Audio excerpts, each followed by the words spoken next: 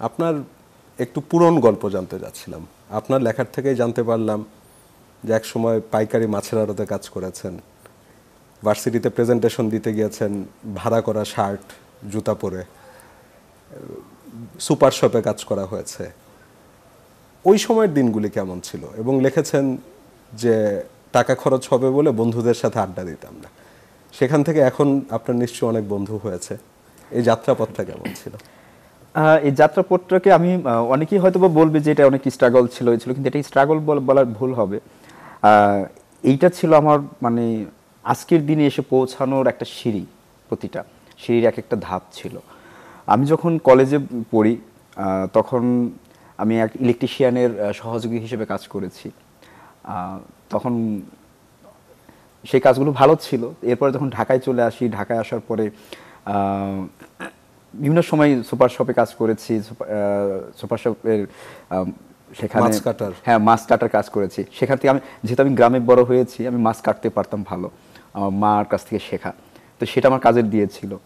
তো তারপরে রং মিস্ত্রির সহকারী, হ্যাঁ রং মিস্ত্রি সহকারী হিসেবে কাজ করেছিলাম।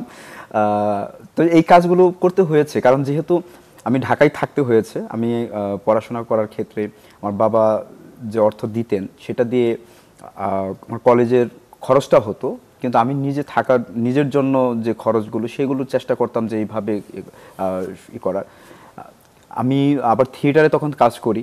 তো সব কিছু নিয়ে চেষ্টা করতাম যে বন্ধুদের যখন দেখতাম যে বন্ধুরা আড্ডা দিচ্ছে, অমুক জায়গায় আড্ডা দিচ্ছে, তমুক জায়গায় আড্ডা দিচ্ছে, সবাই মিলে, তো আমি তখন এড়িয়ে যেতাম। তো ওরা আমাকে যখন আড্ডায় ডাকতো তখন কোনো না কোনো বাহানায় সেখান থেকে বেরিয়ে আসতে হতো।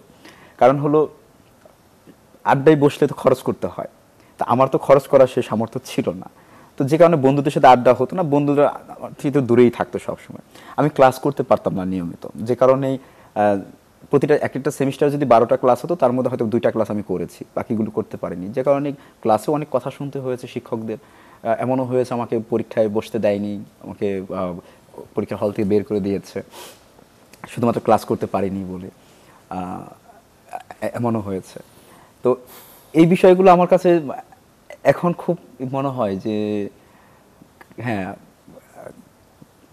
তখন একটা সময় ছিল আর এখন একটা সময় এসছে। তো লড়াই করতে হয়েছে। আমি লিফলেট বিলি করেছি তখন। এখন যেমন আমি করি যে হ্যাঁ দেয়ালে দেয়ালে এত পোস্টার লাগাচ্ছে, এগুলো নিয়ে আমার খুব কষ্ট হয়, কিন্তু তখন সেই পোস্টারগুলো আমি লাগিয়েছি, টাকার বিনিময়ে করেছি। তো এইগুলো করতে হয়েছে। আর হয় না, কিছু একটা তো করতে হবে সেই জন্যই করেছিলাম আর কি, মানে কাজ করা আর কি। আবার এমনও হয়েছে যে আমি যেমন আমার একটা মজার বিষয়, এটা একটু বলার লোভটা সামলাতে পারছি না।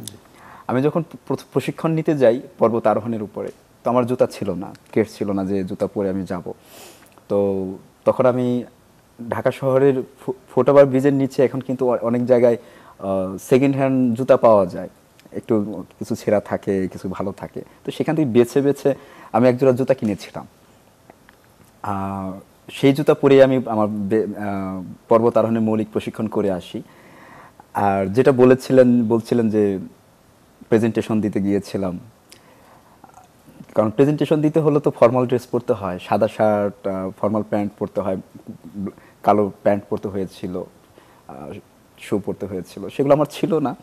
তো আমি একটা টাই, এগুলো সবই একটা আমার পাশে, আমি যে মেসে থাকতাম সেই মেসের এক ভাই ছিল, আনোয়ার করে নাম, তার একটা লন্ড্রি ছিল। তো তার কাছ থেকে সেগুলো নিয়েছিলাম আর কি।